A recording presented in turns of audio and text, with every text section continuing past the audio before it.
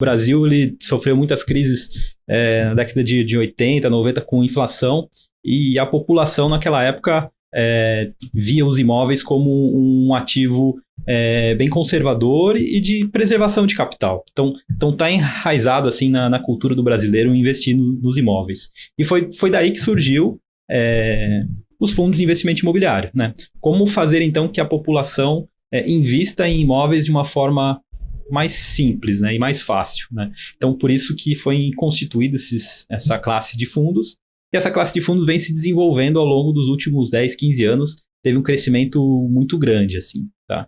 Então, hoje a gente está num cenário muito desenvolvido e bem consolidado, né? Hoje a gente já tem, acho que mais de 50% dos investidores que investem em bolsa, investem em fundos imobiliários também.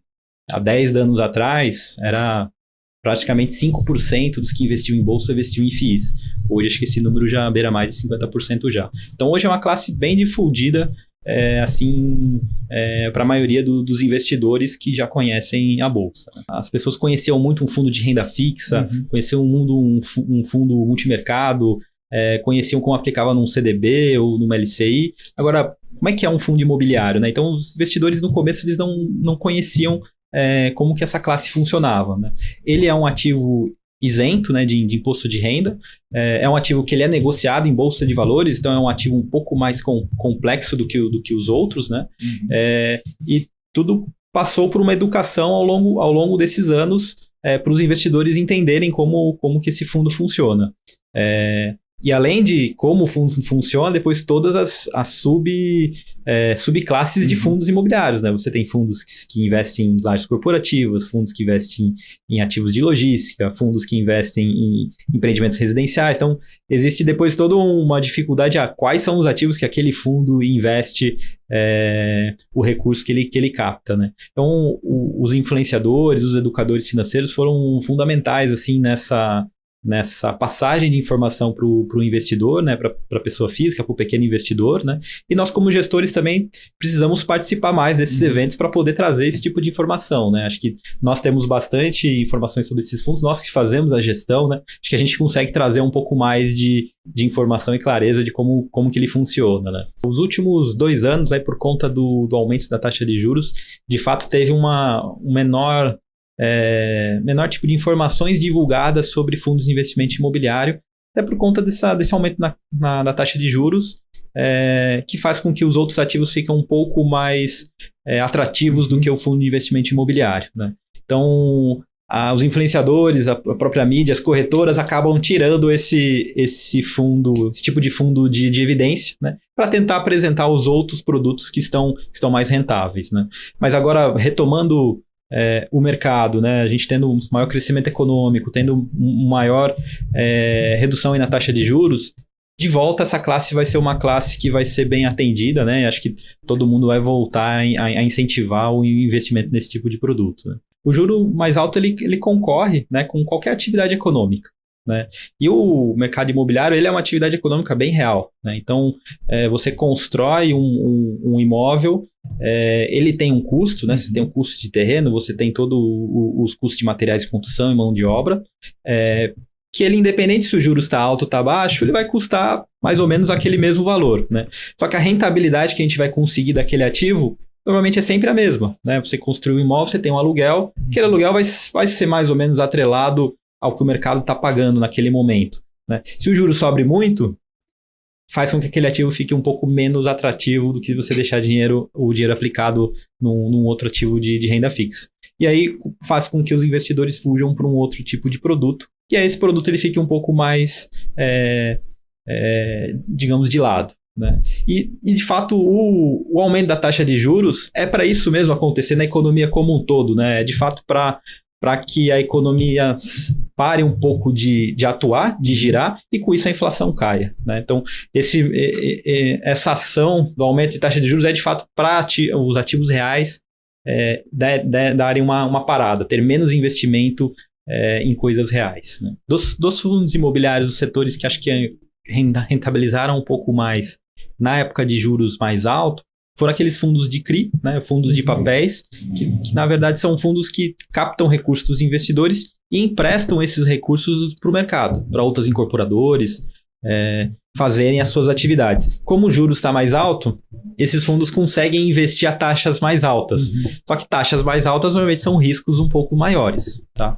E normalmente esses papéis, às vezes, eles são atrelados à inflação, algum outro indicador, como o IPCA ou o IGPM. E nessas épocas também o IGPM e o IPCA estavam altos. Então, teve esse momento desses fundos de papéis que eles estavam performando mais do que os outros fundos imobiliários, mas por conta desse risco maior que eles estavam assumindo, né? E agora com alguns anos de taxa de juros, a gente até viu alguns desses fundos terem alguns problemas com esses papéis, né? Que as empresas que tomaram esses papéis não estão conseguindo honrar 100% dos pagamentos dessa dívida, né? Então é um pouco de risco e retorno que esses tipos de fundos conseguiram investir um pouco com taxas maiores, mas correndo um pouco de risco maior, né? Eu acho que uma das melhores maneiras do investidor olhar o fundo imobiliário é conhecer primeiro os tipos de fundos que existem, quais são aqueles ativos que eles investem, né? Então, você tem aqueles fundos imobiliários que compram só um imóvel e tem a rentabilidade daquele imóvel físico, né? O imóvel que está lá escriturado em nome do fundo, o fundo tem a propriedade, que são aqueles fundos de tijolos, né? Esses normalmente são os fundos mais conservadores, onde o patrimônio do investidor está alocado num imóvel e você provavelmente vai desfrutar ali de um aluguel, provavelmente daquele imóvel. Então é um fundo imobiliário mais conservador.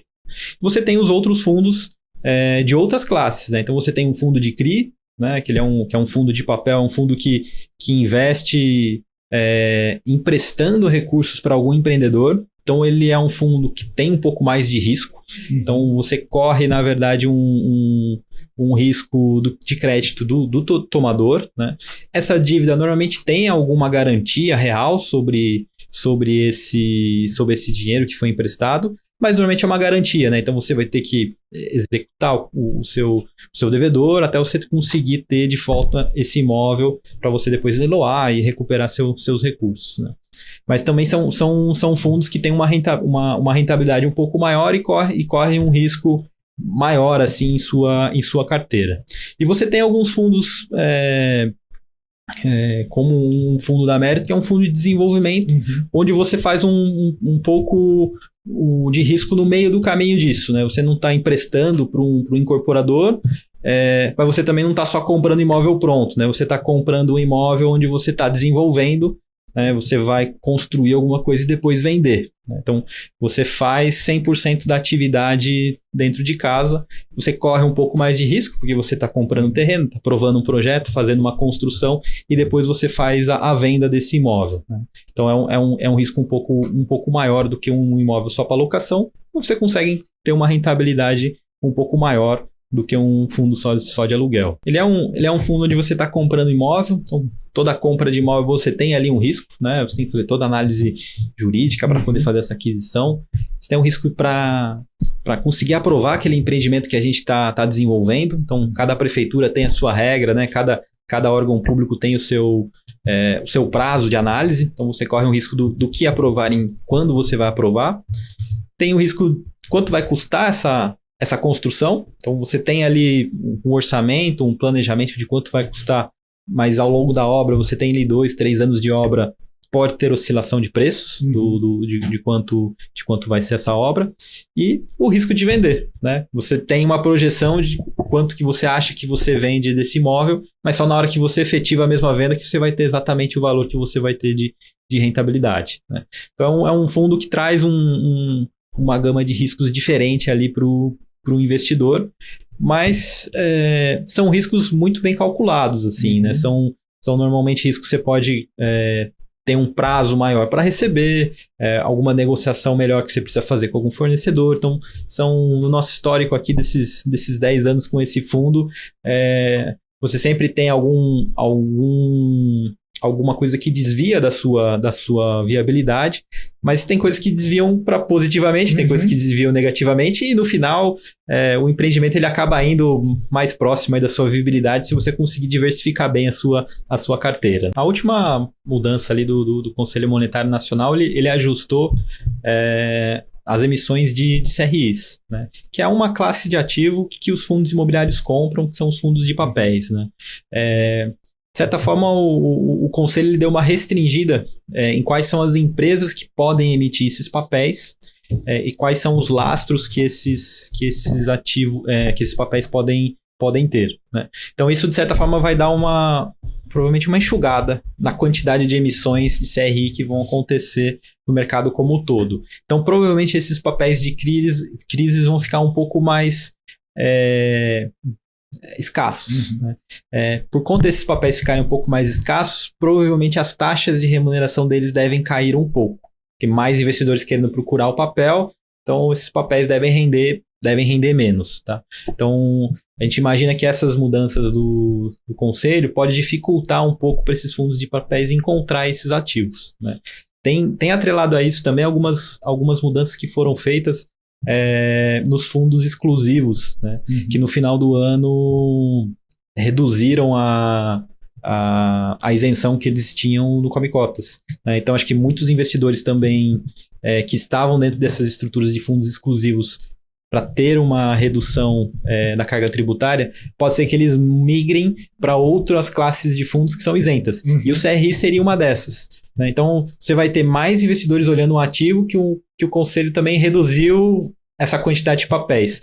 Então, nós imaginamos aí que os fundos de papéis vão ter um pouco de dificuldade, aí, provavelmente esse ano que vem, em conseguir repor o estoque de CRIs que eles já têm. Os cotistas que já estão comprados, digamos assim, aqueles fundos de CRI que já têm os CRIs em carteira, provavelmente esses cotistas vão ser um pouco beneficiados, porque ele vai ter um ativo que ficou um pouco mais escasso, então esse ativo vai provavelmente rentabilizar. E de certa forma, você restringir uma forma de investimento, isso no final, para a economia como um todo, deve dificultar um pouco, né? Você vai ter menos funding para esse segmento, né?